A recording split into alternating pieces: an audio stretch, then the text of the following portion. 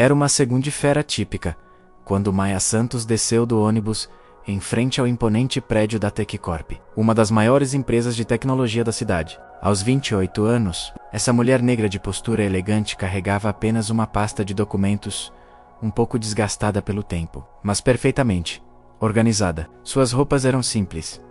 Uma blusa branca básica, calça jeans escura e sapatos baixos, confortáveis. Nada que chamasse atenção, exatamente como ela planejara. Ao entrar no lobby luxuoso, com mármore italiano e lustres de cristal, Maia foi recebida pelo olhar desconfiado da recepcionista. "Posso ajudá-la?", né? Perguntou a jovem loira, claramente avaliando cada detalhe da sua aparência. "Tenho uma entrevista marcada com o Sr. Ricardo Mendes às 10 horas. Maia Santos", respondeu com um sorriso profissional. A recepcionista verificou o sistema com evidente relutância e apontou para as cadeiras de espera. "Sente ali e aguarde." Enquanto esperava, Maia observou outros candidatos chegando. Homens de terno impecável descendo de carros importados.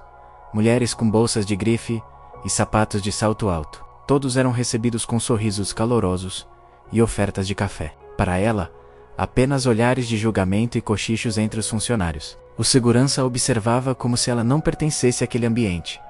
Após uma espera de quase 1 hora, muito além do horário marcado, finalmente foi chamada. Ricardo Mendes, de 45 anos, entrou na sala de reuniões falando alto ao telefone, vestindo um terno que custava mais que o salário de muita gente em 3 meses. Desligou sem pressa e olhou para Maia como se fosse uma inconveniência. "Você que é a candidata?", perguntou com um tom que já carregava todo o desprezo. "Maia Santos." "Prazer em conhecê-lo", ela respondeu, estendendo a mão. Ricardo apertou rapidamente e pegou o currículo dela, folheando com descaso. "Universidade pública. Interessante. E essa experiência aqui é real mesmo?", questionou com sarcasmo. Maia manteve a compostura, enquanto ele fazia perguntas cada vez mais ofensivas sobre sua origem, sua formação e sua capacidade de se adaptar ao ambiente corporativo. A situação piorou quando Ricardo chamou outros executivos para observar a entrevista. 3 homens de Miami-Dade entraram rindo, claramente já informados sobre o espetáculo. Começaram a fazer comentários sobre suas roupas, sua postura, questionando se ela realmente entendia o padrão da empresa. "Nós temos uma imagem a manter aqui", disse um deles, olhando-a de cima a baixo. Maia respondeu a cada pergunta com profissionalismo exemplar, demonstrando conhecimento técnico que claramente o surpreendeu. Mas isso apenas pareceu irritá-los mais. "Olha", disse Ricardo finalmente, "acho que você não tem exatamente o perfil que estamos buscando. Talvez seja melhor procurar algo mais adequado ao seu background." A risada dos executivos ecoou pela sala, enquanto Maia recolhia seus documentos com dignidade. "Agradeço o tempo de vocês", ela disse, levantando-se calmamente. Foi muito esclarecedor. Saiu da sala com a cabeça erguida, ignorando os comentários maldosos que ouviu no corredor. No elevador, pegou o telefone e fez uma ligação rápida. "Sim, confirmo. É exatamente como imaginávamos. Pode proceder com o plano." O que Ricardo e seus executivos não sabiam era quem realmente era Maia Santos. Por trás daquela aparência humilde, estava uma das mentes mais brilhantes de sua geração. PhD em Engenharia de Sistemas pelo MT, aos 24 anos. Ex-executiva do Vale do Silício, que havia revolucionado 3 startups antes dos 30. Mais importante ainda, ela era herdeira e CEO do Grupo Santos Investimentos, um império empresarial familiar que movimentava bilhões de reais anualmente. Maia tinha desenvolvido uma estratégia única de investimento: testar pessoalmente as empresas antes de aportar recursos. Ela se disfarçava como candidata comum para avaliar a cultura organizacional real, não a versão maquiada apresentada em reuniões oficiais. E a TechCorp havia acabado de falhar miseravelmente no teste. Nos dias seguintes, Maia instruiu sua equipe de investigação a vasculhar cada detalhe da TechCorp. O que descobriram foi ainda pior que ela imaginava: irregularidades financeiras, práticas discriminatórias sistêmicas documentadas, processos trabalhistas em andamento por preconceito racial e de gênero. A empresa era um castelo de cartas construído sobre bases podres. Uma semana depois, a assistente de Maia ligou para Ricardo com uma proposta irrecusável. Uma investidora anônima, interessada em aportar 50 milhões de reais na empresa, queria uma reunião urgente. Ricardo quase caiu da cadeira. Era exatamente o que a TechCorp precisava para não falir. Cancelou todos os compromissos e preparou a apresentação da sua vida.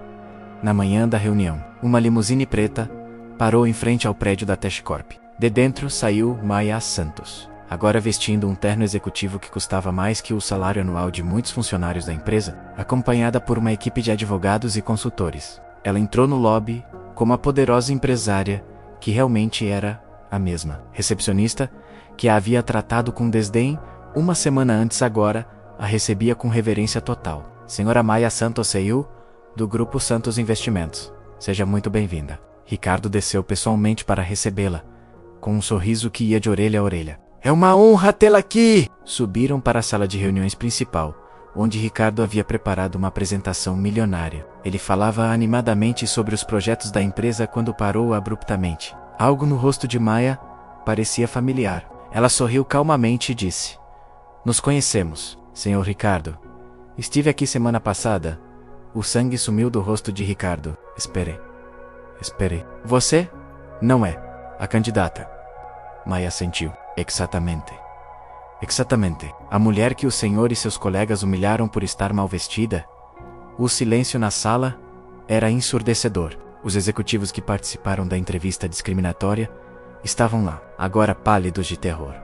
Vocês acabaram de perder o maior investimento de suas vidas. Maya continuou, com voz calma, mas firme. Mas mais que isso, vocês mostraram exatamente o tipo de cultura tóxica que destrói empresas. Ela abriu sua pasta e espalhou documentos na mesa. Relatórios de investigação, gravações da entrevista discriminatória, processos de outros funcionários que sofreram preconceito. Por favor, podemos conversar sobre isso. Ricardo começou a implorar. Foi um mal-entendido. Nós podemos. Maya o interrompeu. Não foi mal-entendido. Foi discriminação pura e simples. Vocês julgaram minha competência pela cor da minha pele e pelas minhas roupas. Os minutos seguintes foram de desespero total. Executivos que minutos antes se sentiam poderosos agora imploravam perdão, prometendo mudanças, oferecendo qualquer coisa para reverter a situação. Nós podemos mudar. Foi um erro. Damos uma segunda chance. Mas Maya tinha um plano melhor que simplesmente ir embora. Eu ofereço um ultimato, ela disse, levantando-se. Mudanças estruturais completas ou falência total. Vocês têm 30 dias para implementar um programa de diversidade real, com metas claras e consequências. Todos os envolvidos na discriminação serão demitidos. A empresa será auditada mensalmente por consultores independentes.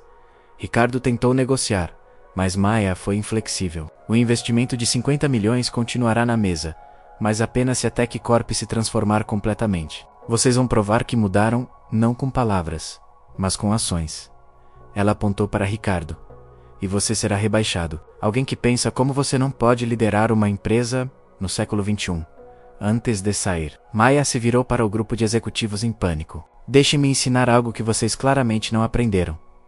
Talento não tem cor, classe social ou código de vestimenta. Vocês perderam oportunidades incríveis por causa dos seus preconceitos. Quantos Maya Santos vocês rejeitaram ao longo dos anos? 6 meses depois, a TechCorp era uma empresa completamente diferente. Com 60% dos cargos de liderança ocupados por mulheres e pessoas negras, a produtividade havia aumentado em 40%. A nova CEO, uma mulher negra promovida internamente, liderava com competência e visão inovadora. Ricardo trabalhava como consultor júnior.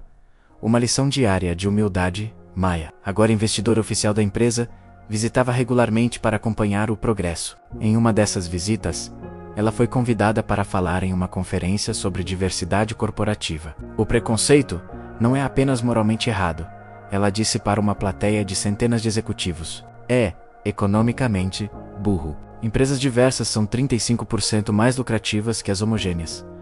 Nunca subestimem alguém pela aparência. Maya concluiu. A pessoa que vocês desprezam hoje pode ser quem decide o futuro de vocês amanhã. Mais importante ainda, todo ser humano merece respeito e oportunidade, independentemente de qualquer coisa. Porque no final das contas, somos todos iguais em dignidade e potencial.